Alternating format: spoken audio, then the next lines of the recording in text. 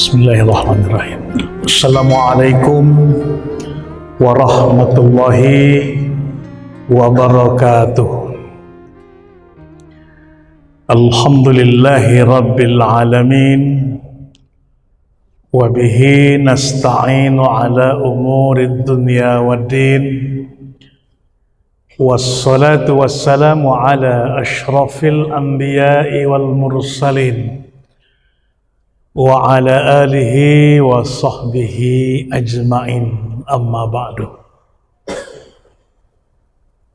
Bapak dan Ibu para jamaah salat zuhur rahimakumullah, kita bersyukur selalu kepada Allah Subhanahu wa ta'ala dengan selalu menjaga, memelihara agar setiap ibadah kita, apa yang dimaksud dengan firman Allah, wa ma khalaqtul jinna wal ins illa liya'budun, mari kita fahami secara mendalam.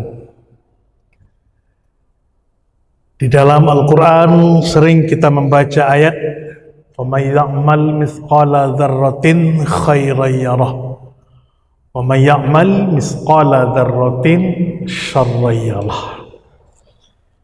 Perlu kita fahami secara mendalam dari dua bentuk kegiatan itu, yang pasti itu hanya satu. Wa may ya'mal mithqala dzarratin syarran yarah. Setiap perbuatan buruk yang kita lakukan pasti akan kita lihat, akan kita terima hasilnya. Artinya apa?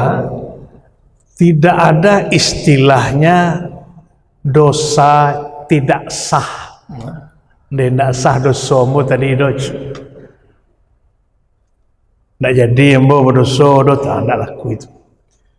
Sementara famay ya'mal mithqala dzarratin khairan, perbuatan baik yang kita lakukan punya juknis tersendiri. Ketika kita lakukan tidak sesuai dengan juknis, maka perbuatan baik itu tentu tidak sah. Salat ada rukun yang kurang, ada syarat yang tidak terlaksana, maka tentu tidak sah. Otomatis tidak ada kalimat ya roh itu, nanti akan berpindahlah catatan itu kepada syarriyah. Inilah yang perlu kita fahami di dalam beraktivitas sebagai hamba Allah setiap harinya. Jamaah zuhur rahimakumullah, pada siang ini sebagai tausiah mau'izah hasanah kultum kita pada siang ini, kita fahami makna hadis Rasulullah. Hadis-hadis Rasulullah itu sangatlah banyak. Satu persoalan saja ada yang jumlahnya puluhan, bahkan ada yang ratusan. Tergantung berapa banyak orang yang mendengar, berapa banyak orang yang menulis. Hadis Rasulullah itu ada yang berbentuk peristiwa yang sudah terjadi, ada yang berbentuk fi'il, perbuatan yang sedang dilakukan, dan ada juga semacam prediksi atau sesuatu yang akan terjadi, baik itu dalam waktu dekat ataupun dalam waktu jauh jaraknya. Kalau jaraknya itu jauh dengan kehadiran beliau waktu berbicara, maka hadis itu biasanya diawali dengan huruf sin, sayati. Nah, salah satunya Bapak Saudara kaum muslimin rahimakumullah, sayati ala ummati zamanun, akan datang kepada umat aku nanti suatu zaman, di mana pada zaman itu takthuru fihil qurra, banyak sekali pada zaman itu orang-orang yang pintar baca Al-Quran. Qari'ah. Baik dari tingkat anak-anak, bahkan di bawahnya, bahkan sampai ke tingkat lansia. Takthuru fihil qurra. Orang-orang yang pandai membaca Al-Quran. Namun wataqillul fuqaha, sedikit sekali orang-orang yang faham, orang-orang yang mengerti dengan Al-Quran itu.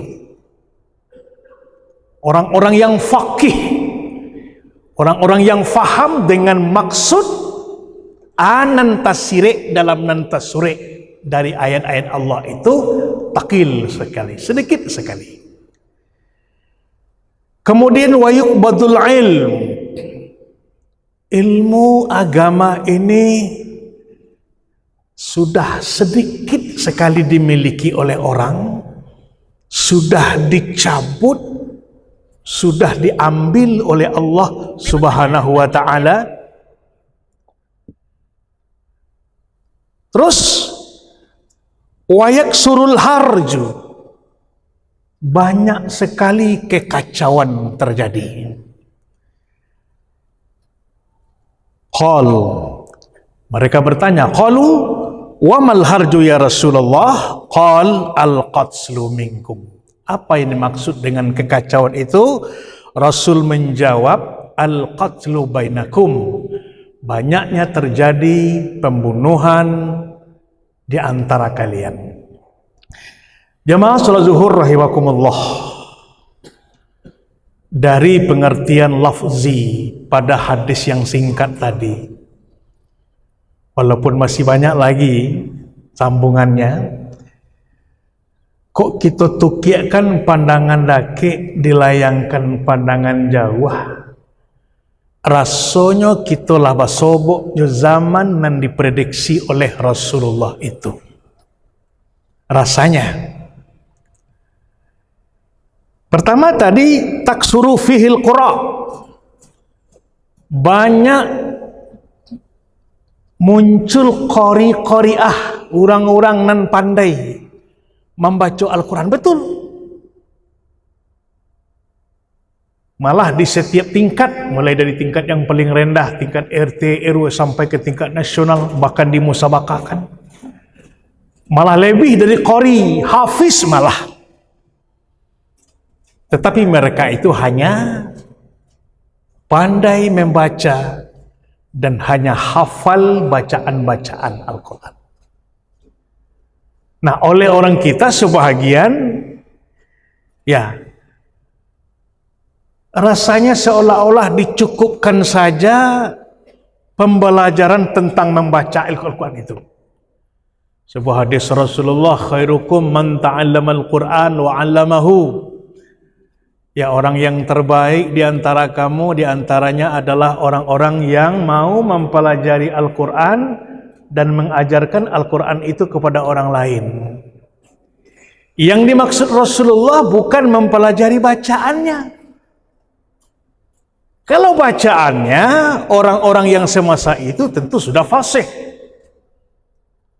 Karena mereka itu bahasa Arabnya bahasa Arab fusha dan juga bahasa Arab ami.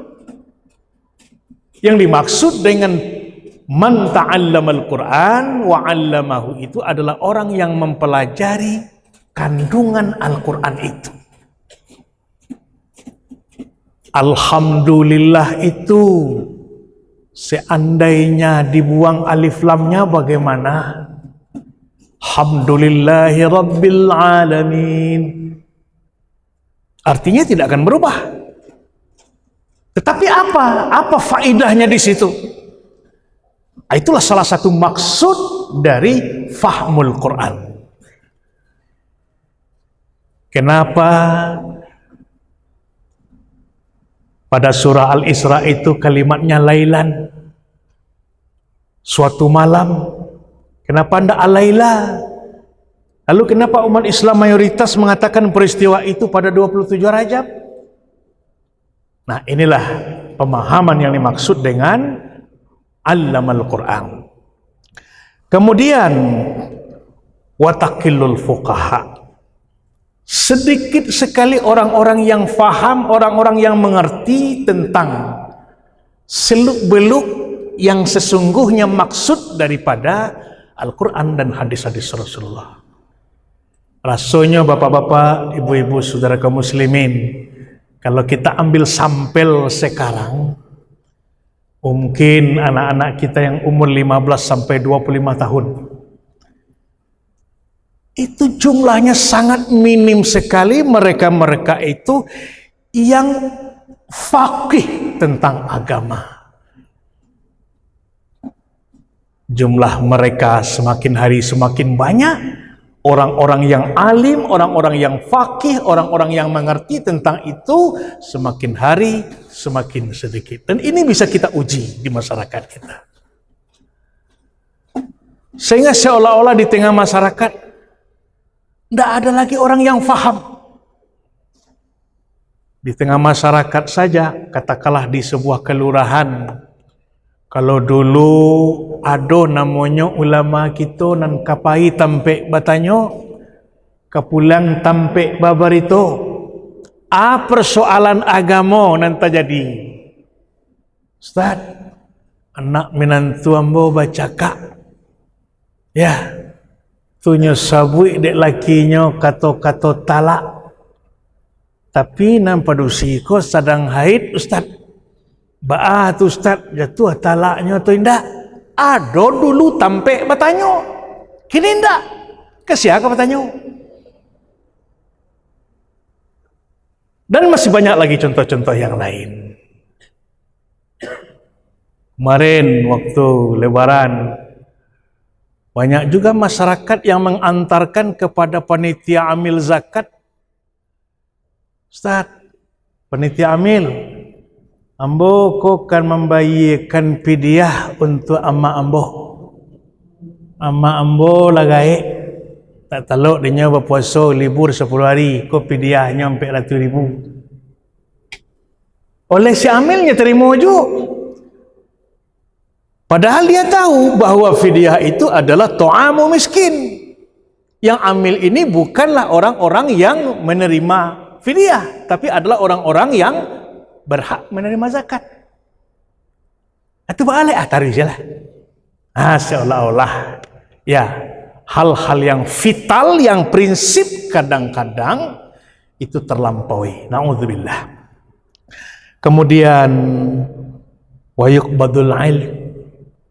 Wa yuqbadul ilmu itu artinya sesuai dengan hadis Rasulullah yang lain, Allah mencabut ilmunya dari manusia itu tidak dengan perang, tidak dengan membunuh, tetapi biqabdil ulama, dengan mematikan, memendekkan umur para orang-orang alim.